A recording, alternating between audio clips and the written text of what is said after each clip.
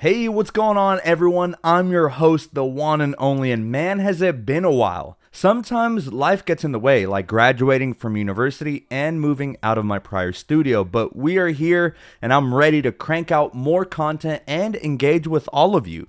Today I got a pretty interesting video as we cover the all-new Samsung Galaxy A54. Now this bad boy dropped not too long ago and represents the best of Samsung's mid-range devices. This device is within the same caliber as Apple's iPhone SE and Google's Pixel 6a. You know, they're not the cheapest of the cheap, but they're not flagships either. But just because it's more affordable does not mean it's inferior to the flagships. Sure, you don't have all the fancy bells and whistles like the Galaxy S23 line, but here we see some rather big improvements that makes this handset one of my top options for those individuals who don't want to break the bank while buying a new device. This phone has a little of everything: excellent sharp display, great battery life, pretty rigid construction, and minor improvements to speed and performance. Samsung over the years has really stepped up its game, and it's a shame that everywhere you look, at least here in the States, everyone, and I mean just about everyone and their dog, has an iPhone. And if you don't, you're likely to get roasted. It's so backwards and it doesn't make sense to me. But I'm here to tell you, as an Apple sheep, you truly don't want to overlook this device. For the money, it's a terrific value, and I'm here to tell you everything about it. So without further ado, let's get this show on the road and start with a quick unboxing.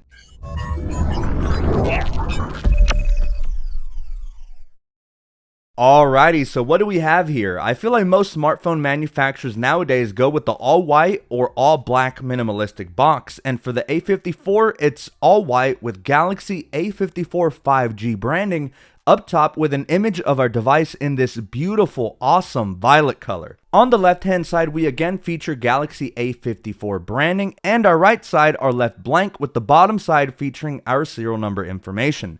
And finally, on the reverse, we feature our contents of our box.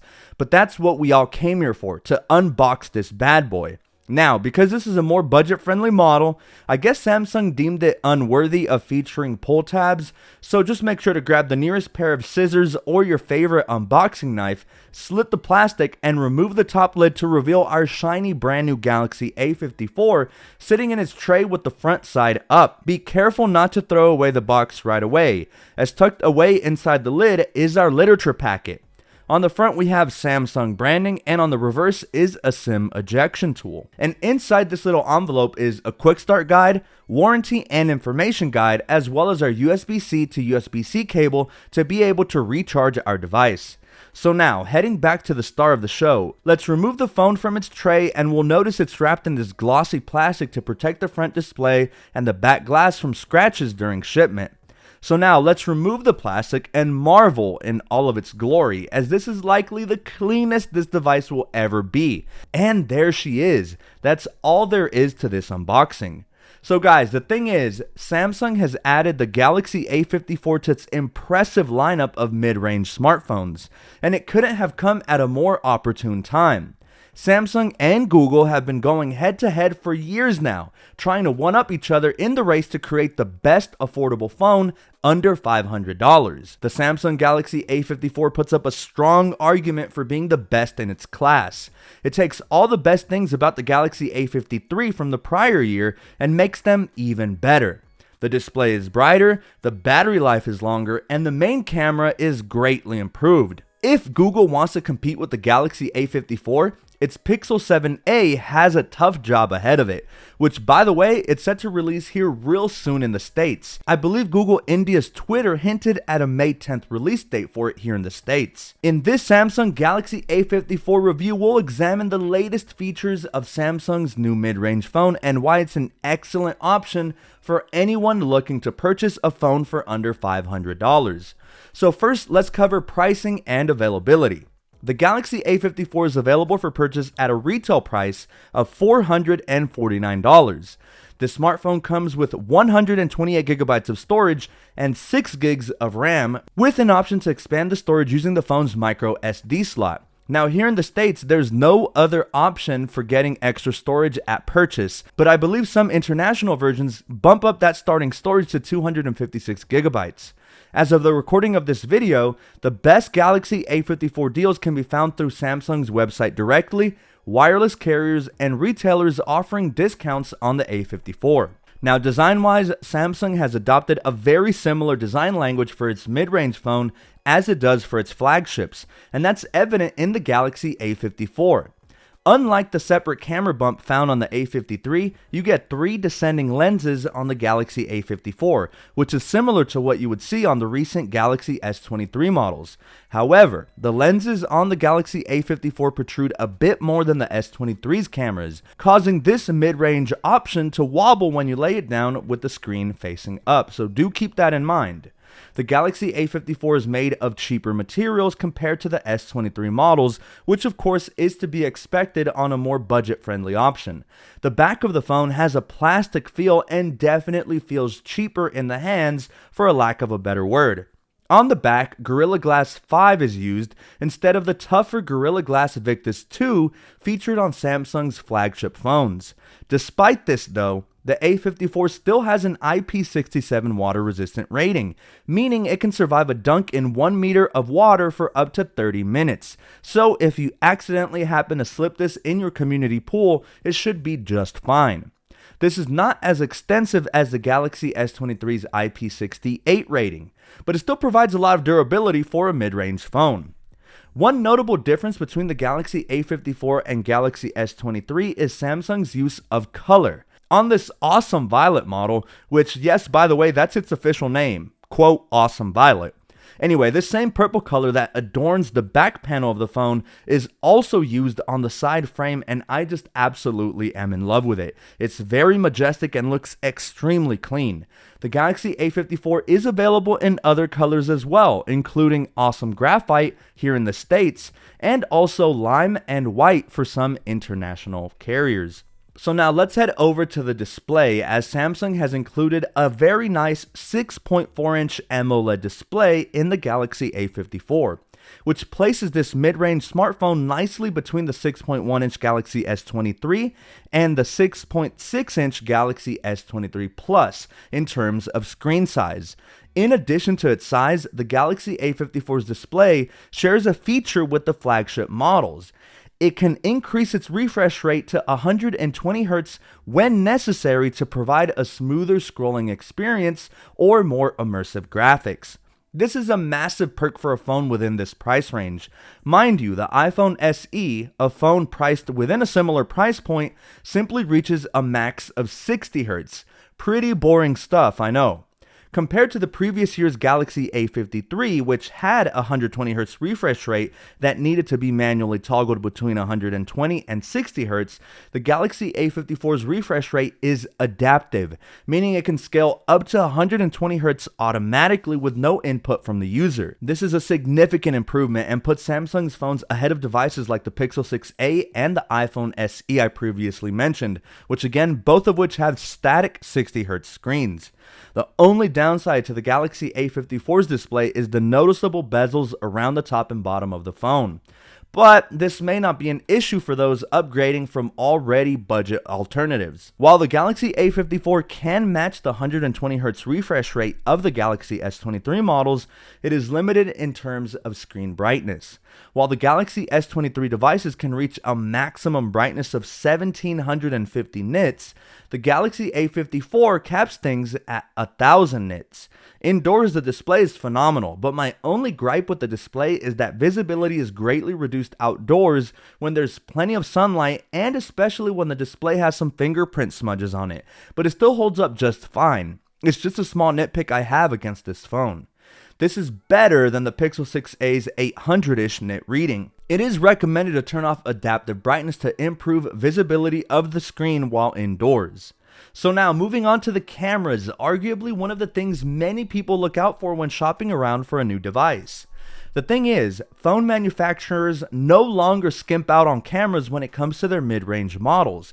To be taken seriously as a flagship alternative, these devices must be equipped with high-quality camera hardware. Thankfully, the Galaxy A54 delivers on this front, especially with its main sensor. The Galaxy A54's primary camera boasts a massive 50 megapixel lens with an f1.8 aperture, matching the specs of the Galaxy S23's main camera. It's pretty insane. Considering the impressive performance of the latter device in camera tests, with the Galaxy S23 even being ranked among the best camera phones I've ever tested, this gives the Galaxy A54 a distinctive advantage. The Galaxy A54 also has two other rear cameras, similar to the ones found on the Galaxy A52, a 12 megapixel ultra-wide camera, and, wait for it, a 5 megapixel macro lens. I don't know why phone manufacturers keep doing this, but the continued inclusion of macro lenses on smartphones remains a mystery to me and many. The thing is, not many individuals utilize macro lenses, and I wish Samsung would have put a different lens in there. But I guess that'd be asking for too much, especially when this phone is priced under $500. Selfie enthusiasts will appreciate the 32 megapixel front camera on the Galaxy A54, but it's worth noting that like other Samsung phones, it has a tendency to over smooth faces. It's not terrible whatsoever, and images come out very crisp and don't end up looking overblown or fake like other companies' front selfie cameras. Don't worry guys, I'm planning a Samsung Galaxy S23 Ultra versus iPhone 14 Pro camera comparison test. So if you guys want to see the true power of Samsung's lenses, make sure to subscribe so that you can stay tuned and check out that video when it does eventually drop. So now heading over to performance. To enhance the performance of the Galaxy A54, Samsung upgraded its chipset to the more robust Exynos 1380 system on a chip from the Exynos 1280 used in its predecessor. Now, Samsung promised a 20% boost in CPU performance versus the prior generation and a 26% improvement in GPU performance due to the switch, which was reflected in my benchmark testing. However, these improvements were insufficient to match the performance of the Tensor G1 powered Pixel 6a. While the Galaxy A54's multi-core performance increased significantly from around 1900 to the mid-2600s, the single-core score only slightly improved from the A53's mid-750s to roughly 780.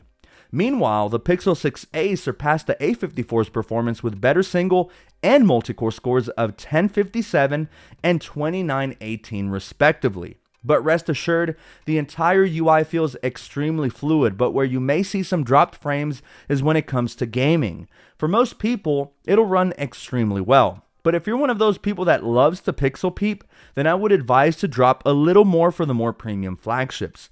But if you're just looking to enjoy a modestly priced phone and don't care about having the most demanding chipset or graphics, then this is the smartphone for you. And lastly, on the topic of battery and charging, I'll cover battery real quick, seeing as how I have a dedicated battery drain test for the entire Samsung Galaxy S23 line, including this all-new Galaxy A54. It was a really intense showdown. I'll attach a card at the top right as well as links in the video description, but for now, while the Exynos 1380 may not deliver the desired performance boost that many of us expected, it still manages power well enough to make the most out of the Galaxy A54's massive 5000 mAh battery.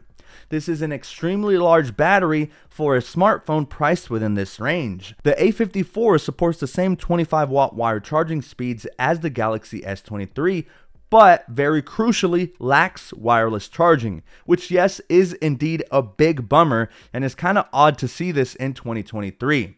In any case, in my testing, the phone charged up to 31% in 30 minutes from zero with a 20 watt charger, and honestly, that's not too great, and I would have liked to see Samsung embrace faster charging speeds like OnePlus does for its budget phones. So in the end, what's the verdict? Listen, the Samsung Galaxy A54 presents itself as a compelling budget smartphone option with its excellent battery life, bright and very vivid display, and strong camera performance, all at a price that's hard to beat.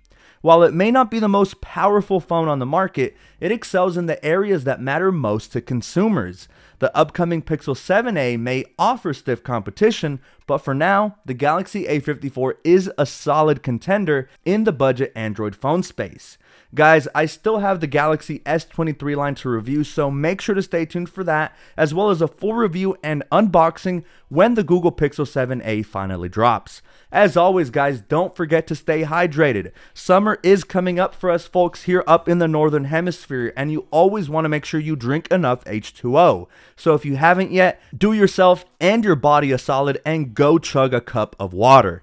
That's been it for me, guys. Drop your thoughts down below, and with that, I'm clocking out for now, but I cannot wait to catch you all in my next video.